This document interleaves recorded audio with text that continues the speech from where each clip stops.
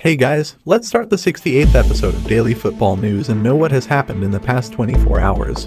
What is Messi's current situation? Will MBAPPE stay?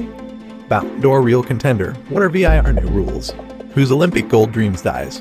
Let's quickly find out all of these in this video. Before starting this video, don't forget to subscribe and hit the bell icon. So at first, without delay, let's get to know some main news of the day. The US women's national team saw their Olympic dreams die on Monday as they fell 1-0 to Canada in the semi-final. It was a fitting result in a tournament that has seen the USWNT fail to produce anything close to their best performance in any of their 5 matches. Though the USWNT will still have a chance to win a bronze medal, this Olympics can only be described as a failure for a team that came in as the heavy favorites to take home gold.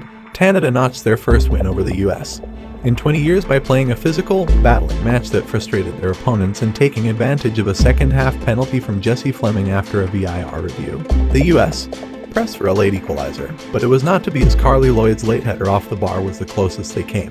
The England striker was expected back at Hotspur Way at the start of the week following a summer holiday after his exploits at the European Championships. Harry Kane has fueled rumors linking him with a move to Manchester City by failing to report for Tottenham training. Goal can confirm. Kane was due back at Hotspur Way on Monday for a series of tests, including one for COVID-19, ahead of his reintegration into the squad following a summer holiday. However, the 28-year-old was a no-show amid persistent talk of an imminent move to Etihad Stadium, with City reportedly preparing to launch a big money bid for his services. Kane's current contract is not due to expire until 2024, but the England international reportedly reached a gentleman's agreement with Spurs chairman Daniel Levy last year, which allows him to move on to pastures new this summer. Goal understands that City are very interested in bringing Kane onto their books, and would be willing to spend at least €100 million to finalize a deal, but no formal negotiations between the two clubs have taken place as of yet. Referees will now consider the intention of defenders as well as the degree and consequence of contact when considering if a penalty should be awarded.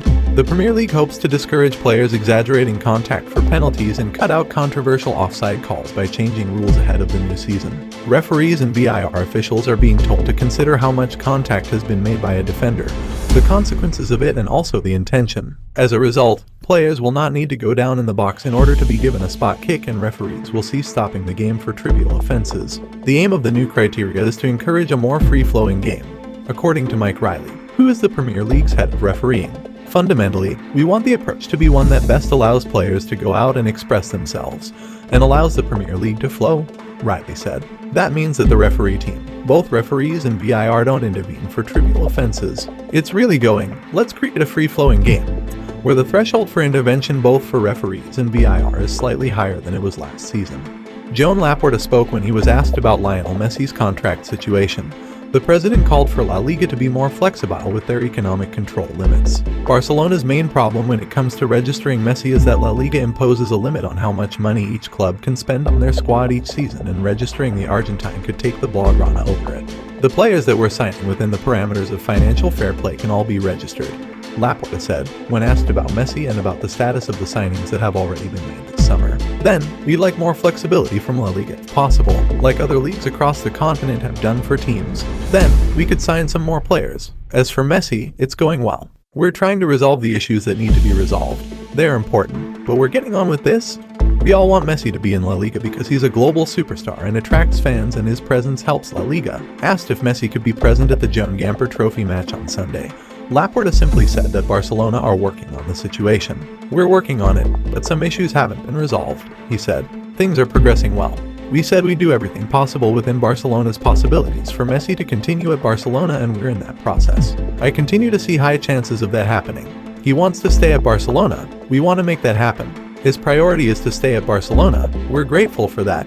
Do I dream about him at night? I have sweet dreams when I dream of Messi. Kylian Mbappe's future has been one of the most spoken about topics of the summer transfer window, but the French media insists the player is likely to spend 2021-22 at Paris Saint-Germain. The Frenchman's contract at the Parc des Princes ends at the end of the season, and he will then be able to leave the club on a free transfer. So Real Madrid had been linked with making a move for the forward this summer. The logic is that PSG would rather cash in now than lose him for free in a year. However, Le Parisien have reported that there won't be any transfer this window. For all of those who haven't understood, or don't seem to understand, particularly in Spain, MBAPPE will stay at PSG this year. As this newspaper revealed on July 1st, wrote Le Parisien, rather forcefully. It seems clear now that, as MIRCI had previously reported, MBAPPE and PSG's tension levels have lowered somewhat, and he has made his happiness clear on social media of late. Again, as MIRCI have reported already, MBAPPE is expected to feature in some part against Troyes when PSG kick off their League One season. The global situation meant that the famous plaque was put on ice in 2020, though we might as well say that Robert Lewandowski won the gong by way of being the unnamed top performer of the year.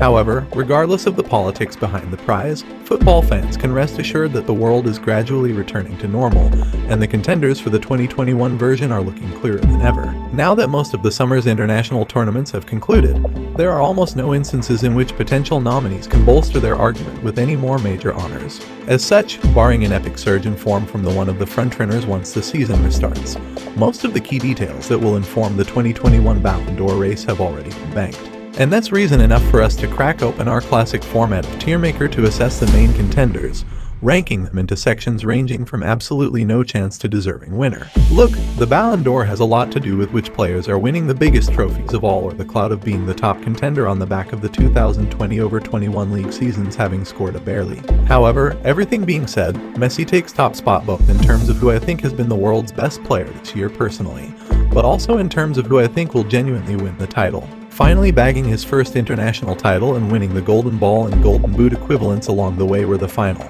GOAT-like boost needed to raise Messi's already alien 2021. Also winning Pichichi Award. So who is the favorite this time? Comment down below. Now we move on to some interesting news of the day.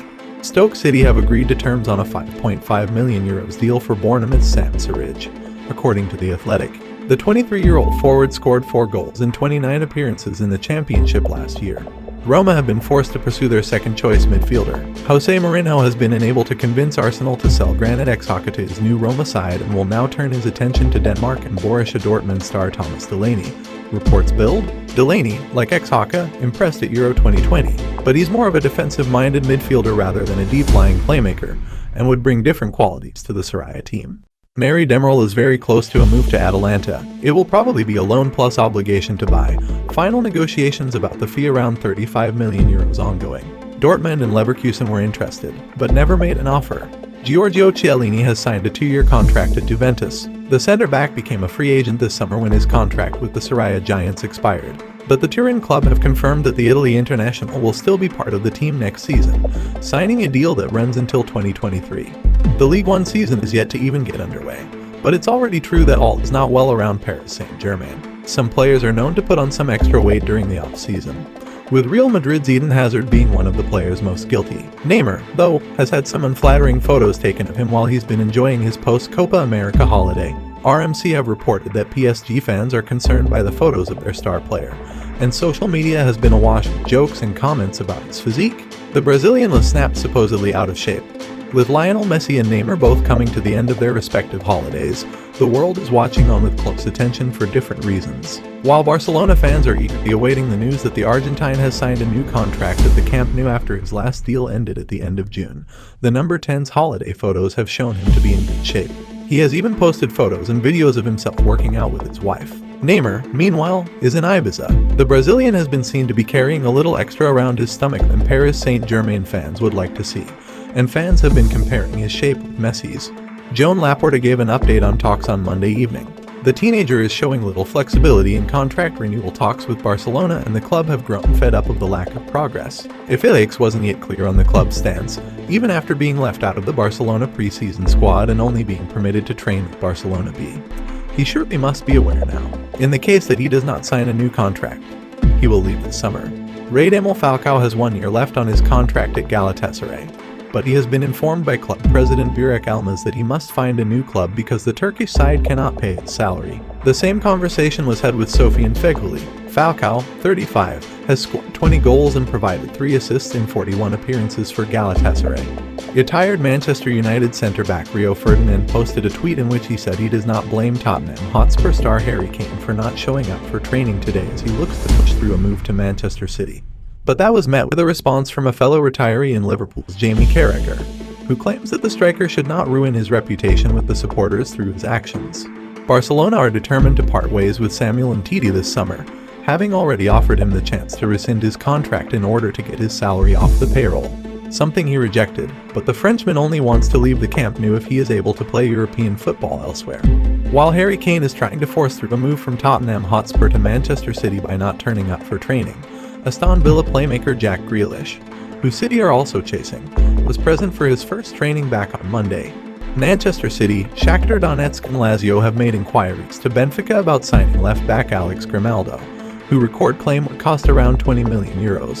Atalanta centre-back Christian Romero is determined to join Tottenham Hotspur, with the Times reporting that a deal for the Argentine worth more than €50 million is on the cards. Juventus have been in talks with Sassuolo over Manuel Locatelli for some time now, but Calcio Mercato claimed that the Bianconeri plan to make a move for Bayern Munich's Corentin Tolisso as they failed to sign the Italian. So, this was the end of our 68th episode.